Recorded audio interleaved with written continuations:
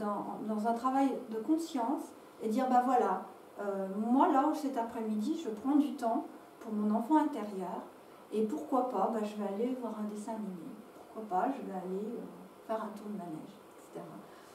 Peut-être les choses qui vous ont manqué, peut-être qu'il faut repenser certaines blessures, toutes simples, de façon toute simple. Alors, en fait, le résumé de tout ça, il faut rétablir en fait le lien des deux hémisphères cérébraux, de façon à ce que ça ne reste plus, le traumatisme, ces blessures ne restent plus dans l'émotionnel, mais il faut réussir à faire un récit logique et cohérent de ce qui nous est arrivé, de nos blessures, de notre traumatisme. Et à partir du moment où on va réussir à faire ce récit, eh bien on va mettre la distanciation et ça sera un souvenir, un mauvais souvenir, mais un souvenir. Et plus tard, pas un mauvais, puisque du coup nous aurons fait certains choix en corrélation, en contre-pied de ça. Alors les pierres dans tout ça, on n'en a pas parlé. Ouais, mais c'est compliqué les pierres parce que, évidemment, alors ici j'ai mis des pierres qui traitent de l'enfant intérieur. Ce que je vais vous faire comprendre, c'est que c'est pas parce que je vais me prendre une pyrite dans la poche que je vais soigner et guérir mon enfant intérieur non plus. Donc évidemment, on peut s'amuser à acheter,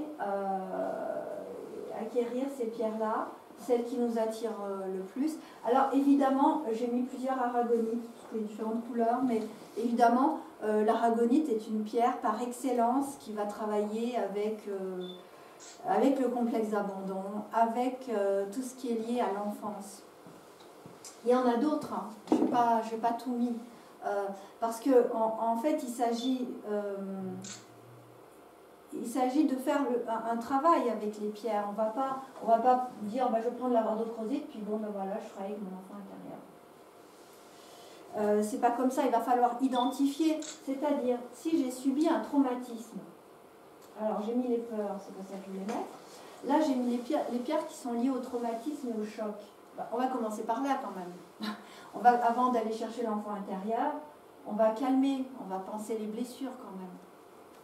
Alors moi en première séance, c'est vrai que je travaille avec la rhodonite assez systématiquement, parce que c'est une pierre, elle met du baume au cœur.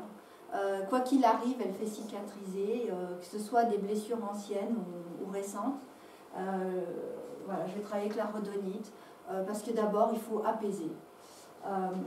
Bien sûr, on a le quartz rose, ça reste... Là, ces deux-là sont évidemment des pierres cardiaques, qui sont liées au chakra du cœur.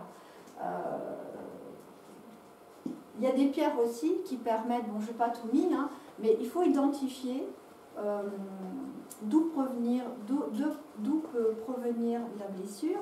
S'il s'agit d'un deuil inaccompli, je vais travailler dans un premier temps avec des pierres liées au deuil. Il faut quand même faire le deuil.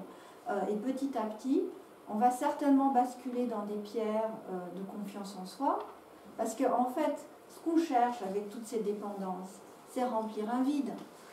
Donc, à un moment donné, le vide, on va le remplir que par la confiance en soi. Il n'y a que ça, de toute façon. Celle-là, tiens, la du Mortérique, je n'ai pas écrit. Mais, un petit peu, c'est compliqué à dire. Pourtant, c'est une pierre sympa, parce que c'est la pierre, je m'en fais pas. C'est-à-dire, quoi qu'il arrive, ça va bien se passer, tout va bien dans ta vie. La sugilite, je l'ai mis parce que justement, ça fait partie des pierres qui équilibrent les deux hémisphères du cerveau.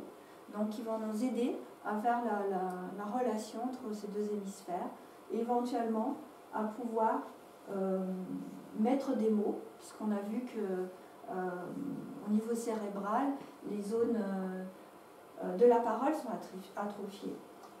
Quartz rutile, c'est des pierres de nettoyage. Okay. Et puis, on a des pierres, je n'ai pas tout mis, mais essentiellement les agates, c'est des bonnes pierres, alors qui ne travaillent pas très rapidement. C'est vraiment des pierres de fond, mais qu'on peut avoir au quotidien avec soi. Et les agates, c'est tout ce qui est lié aux peurs, aux phobies. Et si on revient... Alors moi je travaille beaucoup avec le béryl. Alors héliodore, béryl doré, c'est quasiment la même chose. L'héliodore, il a juste une structure cristalline en fait. Donc c'est vraiment des pierres. Moi je travaille assez spontanément lorsque je détecte un problème d'enfant intérieur. Mais en fait j'en suis venue à cette histoire d'enfant intérieur parce que je me rends compte que la plupart du temps on ne peut pas y échapper en fait. Il faut travailler sur l'enfant intérieur. Alors, il faut quand même que le patient il ait envie. Je voulais quand même faire cette conférence parce que ça peut faire peur, cette notion d'enfant intérieur. On se met un peu la cagoule en disant mais je ne sais pas si je vais y aller, là elle m'amène dans un truc, je ne vais peut-être pas revenir à la prochaine séance parce que je vais trouver quoi? Je vais trouver quoi? Et si je trouvais, il y a des patients qui me disent clairement, et si je n'étais pas la fille de mon père? Ah bon? Non, mais c'est pas forcément des choses aussi. Ça pourrait, mais on va peut-être pas trouver des choses. On va pas trouver. On sait déjà tout, hein, de toute façon, inconsciemment, on sait déjà tout. Donc vous n'allez pas trouver des vérités cachées, hein, en général. C'est juste qu'à un moment donné, on va leur laisser la place. Voilà, il y a peut-être des choses que j'ai oubliées dans ce que j'avais fait. Un tour d'horizon. Merci de votre écoute. Alors après, si j'ai une dernière photo. Et ben voilà, c'est refuser de reconnaître une blessure, ça a vos risques et périls. C'est-à-dire que on peut se mettre la cagoule toute sa vie, mais on peut passer un petit peu à côté de sa vie aussi, parce que du coup, ne pas affronter, c'est pas laisser la place pour autre chose. Pour vivre d'autres choses de façon plus harmonieuse. C'est toujours rester en réaction. Merci.